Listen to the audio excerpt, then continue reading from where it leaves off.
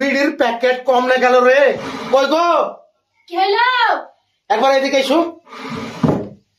খেলো আমি যেন ঘরে বিড়ির প্যাকেটটা থুইছিলাম সে প্যাকেটটা গেল কোথায়? এইখানে আছে বালিশের তোর মাল দেখবা। আরে বালিশের তল টল সবই দেখলাম গো, কোনো জায়গায় নাই। তুমি খেয়ে নিচ্ছ নাকি? না মানে বলছে কি রে, আমি কি বিড়ি খাই? আরে তা গাইল দিচ্ছ কেন গো? একটা কথা শুধাইতে পাবো না? গাইল কি তোমার মুখের ডগায় লেগে থাকে নাকি? তাহলে তুমি আমাকে বিড়ি খাওয়ার কথা বলবা?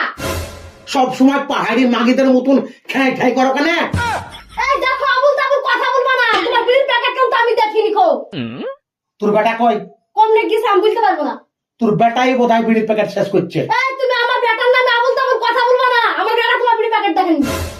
আমার বেটা আমার বিড়ির প্যাকেট দেখেনি না? আমাকে তুমি বিড়ি খেতে মানা করো তার লেগে প্যাকেটটা লুকিয়ে দিচ্ছ, সেটাও তো হইতে পারে। আরে শালি, যদি বিড়ির প্যাকেট পাই পরে তা তোরা তোর বেটা আর কি দিন করি আমি দেখাবো তোকে। তো শালি শালি করে গাল দিয়া তুই দাঁড়া তো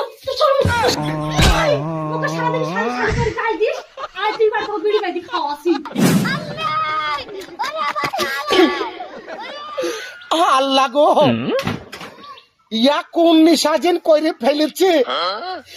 দুপুর বেলায় ভাত খাওয়ার পরে একটা বিড়ি না খেলে থাকতে পারিনি, আর একটা বিড়ির লেগে নিজের বইয়ের হাতে মার খেতে হচ্ছে। যাই রাস্তায় যাই দেখি কোনো দোকান টোকান খোলা আছে নাকি। দুপুর বেলায় মনে হয় কোনো দোকান খোলা থাকবে না। কি করি এখন? বিড়ি কতি পাবো রে? কোনো মানুষ দিনও তো দেখতে পাচ্ছি না।